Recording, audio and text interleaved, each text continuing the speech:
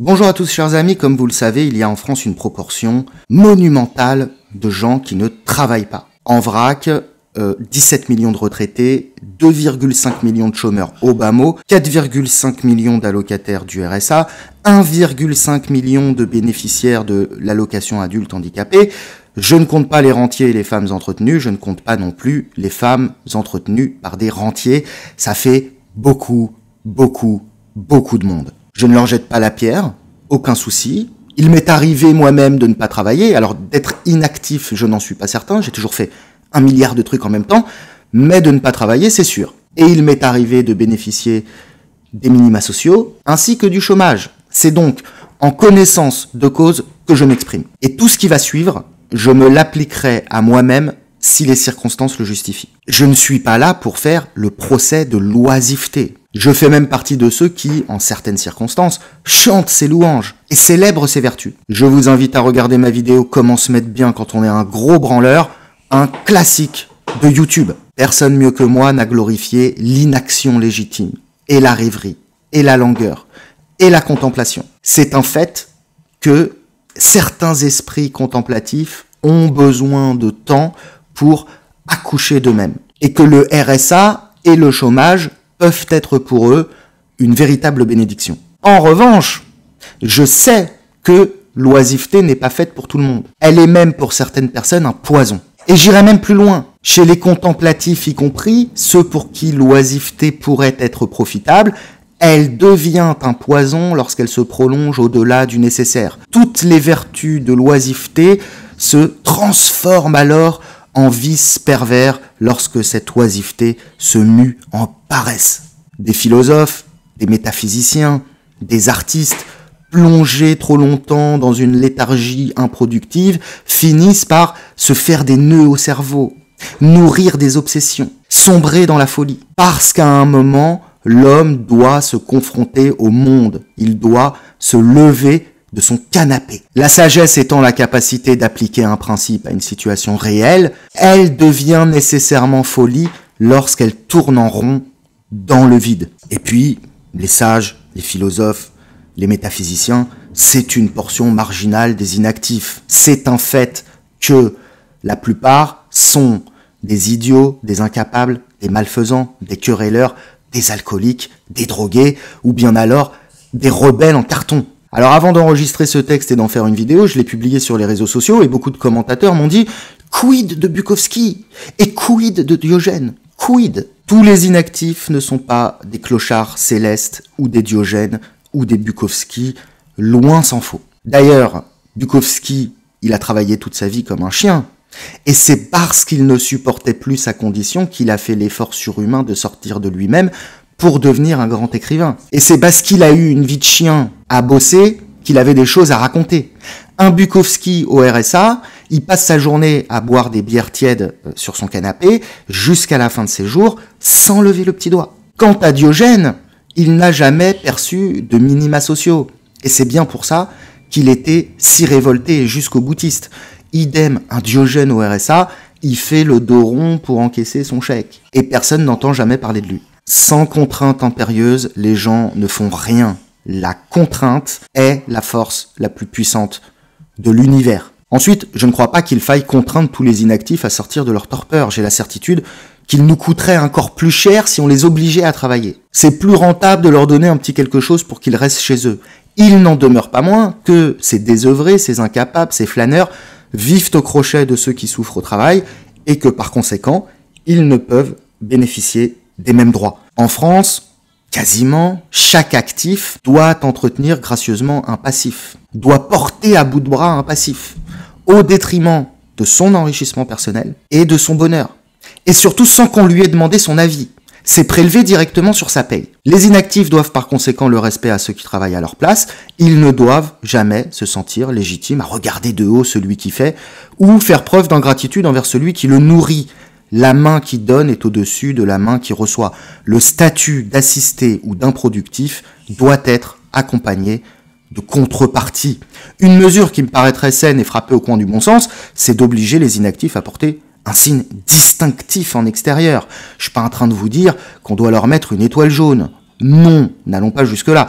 Un carré vert suffira. Un carré vert fluo en évidence qui se voit de loin. Ne pas porter ce signe distinctif en extérieur serait puni de la suppression pure et simple des aides et assistances dont l'inactif bénéficie, y compris les avantages en nature comme les HLM ou les réductions dans les transports. Ainsi, les porteurs de ce signe distinctif se verront appliquer un régime spécifique. Un oisif, un incapable, un désœuvré, un cas social devra obligatoirement céder sa place à la caisse des supermarchés. Le désœuvré peut bien attendre, ou il peut faire ses achats à un autre moment. Pas celui qui a travaillé pendant 8 heures, qui a fait 2 heures de trajet et qui doit récupérer son enfant à la garderie ou qui n'a que son samedi pour faire ses courses. L'oisif doit laisser sa place, c'est entendu, mais il doit encore le faire poliment et en s'excusant. Notez que le statut social est indifférent. Un rentier millionnaire improductif doit céder sa place à, par exemple, une femme de ménage active. L'origine, le sexe, la religion n'a pas davantage d'importance. Un inactif n'a pas à se montrer désagréable envers un actif. Il n'a pas à être source de stress et de contrariété envers ceux qui portent le poids du monde sur leurs épaules. Idem pour boire un verre en terrasse. Le travailleur est prioritaire et c'est bien normal. Il a peu de temps pour se détendre et pour profiter. Ainsi, l'inactif devra céder sa place à celui qui l'entretient, toujours poliment, et consommer debout ou en intérieur. S'il n'y a pas de place, alors il emportera sa consommation dans un gobelet en carton ou un doggy bag et il ira boire ou manger dehors. L'idéal serait que l'inactif ait toujours sur lui un récipient réutilisable pour emmener ses consommations si le besoin s'en fait sentir et ainsi n'importuner personne. En même temps, bien sûr, qu'il réduira son empreinte carbone. L'inactif doit être proactif et force de proposition pour ne pas entraver ou paralyser la vie des actifs. Il serait inconvenant qu'un actif ait à demander à un inactif de lui céder la place.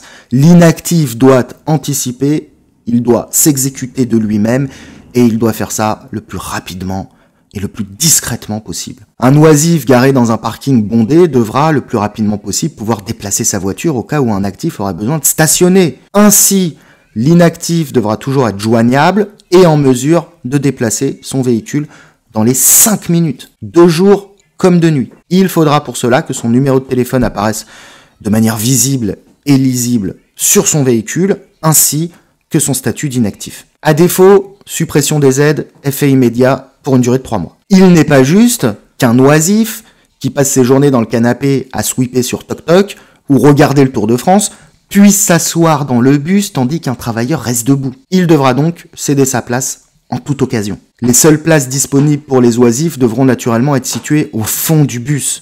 Les places les plus accessibles et proches de la sortie sont réservées aux actifs. Il n'est pas tolérable qu'un actif doive attendre autant qu'un inactif pour obtenir une consultation médicale, particulièrement dans ce qu'on appelle les déserts médicaux. La santé de l'actif est bien plus précieuse à la collectivité que celle de l'oisif. L'oisif devra donc attendre qu'une place se libère et prendra son mal en patience. Idem dans les administrations.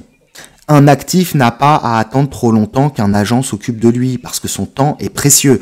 L'inactif peut bien patienter quelques heures, donc il fera la queue et il en profitera pour réfléchir aux 1001 manières de ne plus demeurer un poids mort pour le corps social. Aux heures de pointe à la piscine, au cinéma ou autres lieux de divertissement, les inactifs doivent rester chez eux.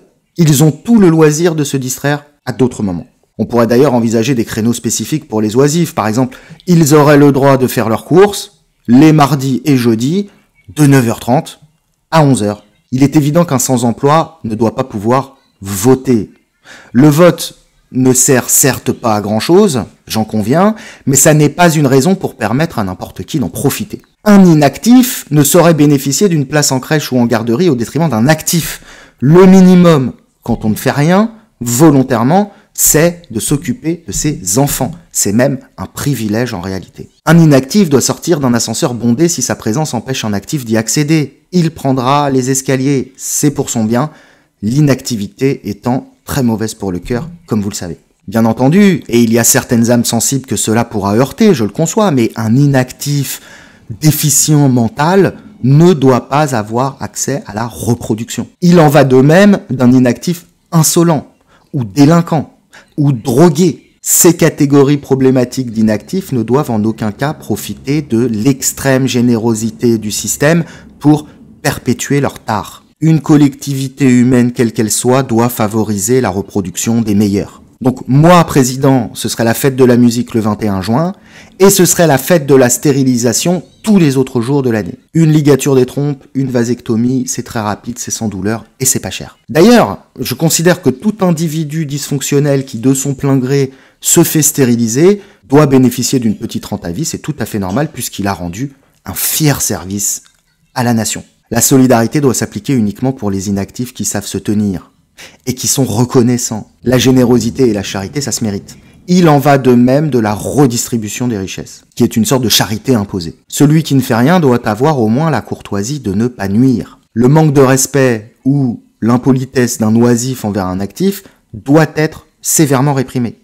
L'oisif doit en toutes circonstances demeurer aimable et bienséant envers un actif. Il peut éventuellement se quereller avec un autre insolvable, mais sans importuner personne. Et surtout pas un actif. Ne pas parler fort. Ne pas émettre de pollution sonore inutile. Je ne sais pas ce que vous en pensez, mais il me paraît totalement surréaliste qu'un oisif puisse écouter de la musique fort le soir dans son appartement et nuire au sommeil de son voisin actif. Ou passer l'aspirateur à 8h du matin. On marche sur la tête. Imaginons une autre situation. Vous savez qu'il est interdit de klaxonner pour manifester son mécontentement. L'utilisation du klaxon n'est autorisée qu'en présence d'un danger immédiat. Il est néanmoins toléré de l'utiliser quand on est pressé et qu'on a beaucoup de choses à faire. Ce privilège ne doit être consenti qu'aux actifs. Un inactif n'a pas à klaxonner quand il est contrarié. Un tel comportement mérite la prison et la mise au banc de la société. Songez qu'à l'heure où je vous parle, des travailleurs doivent supporter regards inhospitaliers et attitudes agressives de la part d'inactifs qui, par exemple, squattent l'entrée de leur immeuble, en toute impunité. Celui qui, de son plein gré, n'est pas capable d'intégrer les règles élémentaires de bienséance, il faut lui inculquer de force dans la douleur et les larmes. La suppression des allocations me paraît à ce titre être la solution la plus adaptée et la plus efficace. Parce que, bien souvent, il faut l'admettre, pas toujours, mais les manquements à la bienséance élémentaire sont le fait d'individus dysfonctionnels à la charge de la collectivité. L'oisif doit faire silence et adopter une attitude appropriée lorsqu'il croise un actif. Il doit dire bonjour, il doit éventuellement aider à porter ses courses, c'est la moindre des choses. Un État fort doit être en mesure d'exiger de ses bénéficiaires improductifs un savoir-vivre à toute épreuve. L'inactif doit rester calme, il doit rester maître de lui-même en toutes circonstances. Il n'a aucune raison de s'énerver, il n'a aucune raison de fanfaronner, il n'en a pas la légitimité. Un parasite social doit à tout le moins faire preuve d'humilité. Bien évidemment, chaque situation est unique. Tous les oisifs ne se valent pas. Par exemple, un retraité qui a travaillé toute sa vie et qui s'implique dans la garde et l'éducation de ses petits-enfants devra être considéré comme un actif. Idem pour un parent isolé. Un handicapé doit avoir plus de droits qu'un oisif volontaire. Celui qui peut justifier d'une activité artistique ou intellectuelle réelle qui, pour le moment, ne lui permet pas d'en vivre pour avoir sa situation aménagée, au moins pendant un certain temps. Mais si au bout de 10 ans, il n'a rien produit de tangible et il n'a pas réussi à en vivre, eh bien il retourne au boulot. Le retraité ne doit pas être mis sur liste d'attente pour obtenir un rendez-vous médical. Ça me paraît évident. Celui qui a été victime d'un accident de travail ne se verrait appliquer aucune de ces mesures, etc., etc., etc. Il est possible d'imaginer et d'aménager tout un tas de catégories pour mettre en place les mesures les plus justes et les plus égalitaires possibles. En plus d'être frappé au coin du bon sens, ces privilèges seraient perçus par ceux qui travaillent comme une forme de reconnaissance supplémentaire. Tandis que les mesures vexatoires dont souffriraient les oisifs seraient une motivation forte à sortir de leur torpeur. C'est du win-win, comme dirait Ségolène Royal. J'ajoute que toutes ces mesures ne sont en aucun cas discriminatoires. L'égalité ne doit concerner que les personnes placées dans une situation identique. Or, l'actif et l'inactif ne sont pas dans une situation identique. Il est donc tout à fait légal et normal qu'elles soient traitées de manière différente. Une collectivité humaine qui considère de la même manière les membres utiles et les membres à charge ne peut pas fonctionner correctement, ne peut pas prospérer et ne peut pas, en définitive, être juste. Pour adoucir les choses, on pourrait mettre en place, à la manière dont procédaient les anciens, un jour spécifique dans l'année où on inverserait les droits des assistés et des actifs. Ce serait sûrement très drôle. Ça comblerait de joie les oisifs, en même temps que ça amuserait les actifs. C'est bien ce qui se passait les jours de carnaval, où les domestiques commandaient au maître, dans la bonne humeur générale. Si la civilisation est un mal auquel il nous est impossible d'échapper, alors la civilité est son corollaire obligatoire. Une civilisation sans civilité n'est pas viable ni vivable. Pour ceux qui apprécient mes contenus, mettez un pouce, abonnez-vous.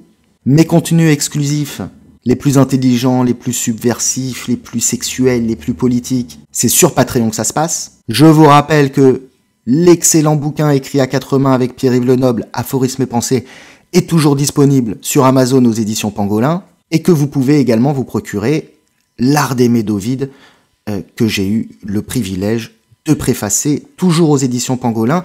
Tous les liens utiles sont en descriptif de la vidéo. Je vous remercie de m'avoir écouté et je vous dis à très bientôt.